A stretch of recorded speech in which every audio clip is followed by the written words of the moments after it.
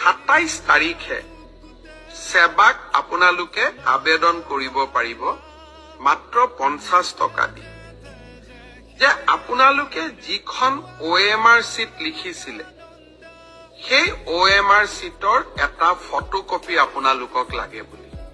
অৰ্থাৎ আপোনালোকে লিখি থৈ অহা OMR চিটখন 27 তাৰিখৰ পৰা সেৱাৰ কাৰ্যালয়ত আবেদন কৰি সেৱাই তাৰ ধুনীয়া বিজ্ঞাপন দিব 28 তাৰিখে সেৱাৰ ৱেবছাইটত এনসাৰ কি প্ৰত্যেকটো প্ৰশ্নৰ উত্তৰ কি হোৱা উচিত তাকো আপোনালোকে চাব পাৰিব অৰ্থাৎ ঘৰতে বহি মইনো কিমান নম্বৰ পালো OMR চিটখন হাতত উলিয়াই লওক এনসাৰ কি লগত মিলাই চাওক আৰু 100ৰ ভিতৰত 50ৰ ভিতৰত মই কিমান নম্বৰ পালো সেয়া ঘৰতে বহি মই হিচাপ উলিয়াই লব